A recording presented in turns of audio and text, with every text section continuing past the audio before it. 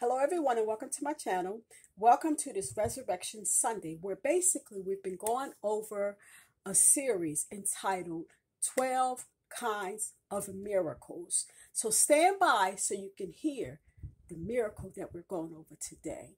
Hello, my name is Sheila Rollins, and we are Overcomers Anonymous, where we support anyone desiring to overcome anything. We do it with Jesus Christ being a higher power, and also what he has accomplished for us on a cross. And this is Resurrection Sunday, where we deal with caring for ourselves because of the great sacrifice that Jesus did in dying for us on a cross. We show our appreciation by putting up videos and practicing self-care, be it mental, physical, spiritual, whatever it is, sexual, social, whatever it is, taking care of ourselves. And however, we're doing a little pause. We're doing the 12 miracles, 12 kinds of miracles. And so for us to find out what miracle we're doing today, we have to draw. Now, I have some bonuses in here, which I'm trying to avoid the bonuses. I have B put on bonus, so we'll just kind of shake it all around. Then I'll grab one that doesn't have a B on it. Okay, so I don't know which one I'm getting, so it's kind of hard to know what scripture, but I will have a scripture to go with. So check the arrow, which is the scripture next to the title. If you want to comment, scroll down below and you can comment. And while we at it, if you haven't already subscribed, please do so now. This is an opportune time to subscribe. Okay, if you like anything that you see and you keep coming back, I want to say thank you for my 200. And I believe that is 277 subscription. So subscribers, yay! Thank you. Let's keep on growing the channel, getting this information out there. So as you subscribe, as you share, encourage subscription. And remember to give me some thumbs up, because that's encouraging. Give me some thumbs up, all right? So God is encouraging me. I got other people who encourage me. Join the band and come on and give me some thumbs up on here. All right, let's just see what we have here.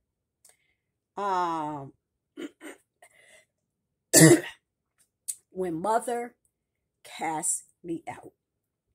All right. This is somewhat of a miracle. When Mother cast me out. So basically, prior to leaving home, the reason why I left home was because I was thrown out. Yes, Mommy threw me out. So I believe that day I grew up. I really, really grew up. Especially when she said I was not going to be able to take my daughter. Now remember, I was 15 years old when I had a baby. I got pregnant at 14. And that's another story, okay? That showed me that not everybody that gets pregnant young is because they're hot in the butt or they can't keep the panties up, all right? That's not true, because I was not one of them. And I was pregnant at 14. And like I said, that's another story. So, back on topic. Stay on topic, Sheila. So when she told me that I was not going to be able to take my daughter, prior to that, when she was telling me that she's kicking me out, I was bent over like this, and I was crying so hard. I was like, Mommy, no, Mommy, no. Then she said these words that changed everything. And she said, and you're not going to be able to take Anika. So wait a minute, Anika's my baby. Wipe my eyes. I rubbed it on my clothes, and I wiped this eye. And I rub it on the clothes. Adjust my glasses. And I stood up and I said, you may put me out, but you will not keep my daughter. Picked up my baby and we marched out of the house.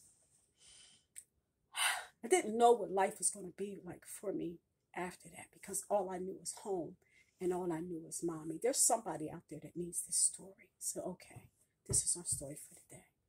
So, when did God pick me up? Sorry, my third sister came to pick me up. She was married and she had one child at the time. And they were living in an apartment and she came to get me. So that was like two other people that she had to accommodate. But I let her know, not even knowing how I was going to do this, but I let her know that I didn't believe in living with married people, that, I think that, it's somewhat of an intrusion. But I was a senior in high school at the time. I was 17 years old.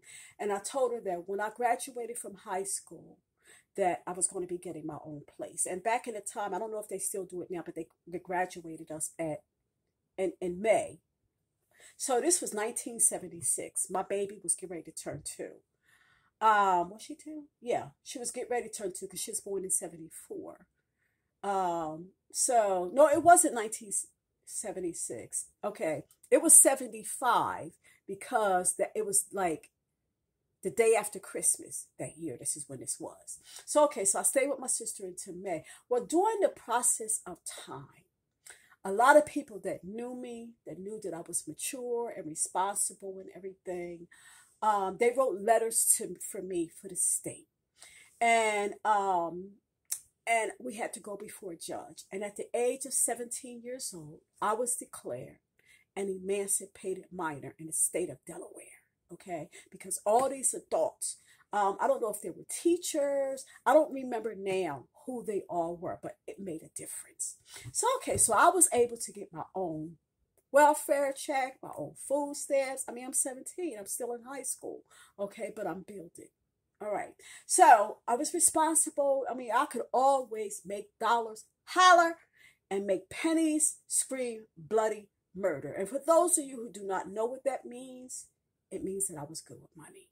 Okay, so every time I got my welfare check, I had bought bed sets for my daughter. Well, I had it on layaway and a dresser.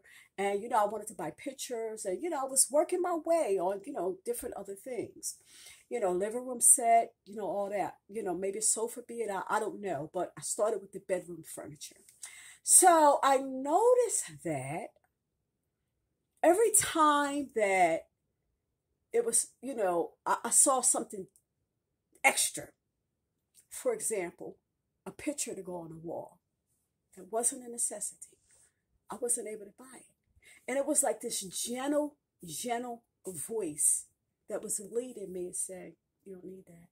You don't need that. So, okay, put the money on the bed set and the dresser, for me and my daughter. It was a bunk bed. She sleep on one, I sleep on one. We really slept together. And so anyway, after that, time and time again, I felt led by this gentle spirit. Now remember, in one YouTube, I told you that when I got to be about, I guess about 18, 19 years old. Now I was 17 when I graduated. My birthday's in October. So when I was 17 years old, okay, I graduated from high school and all of that. And eventually, I got my first apartment. I had no money left over for anything. I had enough money to pay the rent. Couldn't even pay electricity. But the Lord blessed that one of my friends worked at a nursing home, which was a block away from my first apartment. And she was leaving to get another job or go to school. I forgot what the situation was. And they asked her if she knew something. She knew somebody that was responsible, that could do the job and all that. And she recommended me. God was working for me. And so as a result, I got a part-time job as a dietary aide, which was my first real job. And it was a block away. So all I had to walk was one block. My daughter's grandmother lived about 4 blocks away from us. So I had a babysitter and I had a job.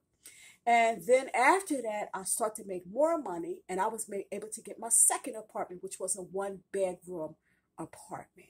And then, sad to say, I started to have trouble in my relationship. And I stole away through the night, took my baby and some clothes or whatever, kind of stole away in the night, stayed with my oldest sister for a couple of weeks, and then I got another apartment. My third apartment. And it was at the third apartment when God really started to reveal who he was and to start to make plain those commitments that I had. Don't you remember the commitments? That I wanted to go back to church. I wanted to send my daughter to a daycare that was close to my home, and it was maybe a third one. I can't think of the third ones, but those was the most important ones. Giving my life to Christ, going back to church, and, sending my baby to a daycare. It was closed. Well, lo and behold, the guy there that was my daughter's teacher, he asked me about giving me Bible studies. Now, they went to church on the Saturdays. This is where this came in. I ain't know nothing about that. But I took the Bible studies, and I wasn't really interested. I was trying to really see whether he was a real Christian or not. And so when he came to give me Bible studies, I take off my clothes. Not all of them. Okay, I kept everything covered up, but he had to give me Bible studies with short shorts and a headscarf wrapped around the top part of me. No, I wasn't going to do anything. I was just testing him. He passed with flying colors because in my mind, I said, I'm sick of men. I'm sick of it. Now I got this one supposed to being a Christian. So as a result of him passing with flying colors, I not only took the Bible studies, I joined the church. Not only did I join the church, I began to search the scriptures for myself. And then one day he invited me out to come to the services on a Saturday. And I went. Now, you know how they give the appeal. Well, they gave the appeal, and I found myself like being wooed to the front of the church. And I came, and I remember the song that was on. You might remember the song. Just as I am without one plea. And I was coming. So I came down to the aisle. And what I was met with was the way I felt years prior when I said that there was a gentle spirit that was leading and guiding me. So I went down to the front, and I was like, it was like my eyes was open, my senses was so keen and everything. And I was like, oh my God, it was you. God, it was you. And I was just crying and everything. I gave my life to the Lord. And at that time, I was 19. So now 2 years had passed since I had left home. And so basically, that's my story. So basically, when Mother cast me out, Jesus took me up. And to show you how well that he's done, I was 17 when that happened, in my senior year in high school, the day after Christmas in 1975. Today is the 11th of July, 2021. And I have never lost the place. I have never been evicted. My lights have never been turned off.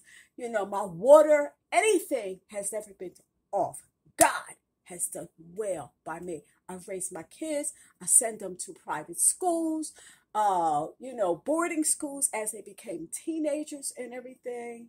And so God has really, really blessed. So let me tell you, when Mother cast you out, oh yeah, God promises if we will allow him, if we will cooperate, that he will take us up. I love you. This is all I have for you. Remember, check out the food, the playlist, share with everyone. Give me a thumbs up. I love you.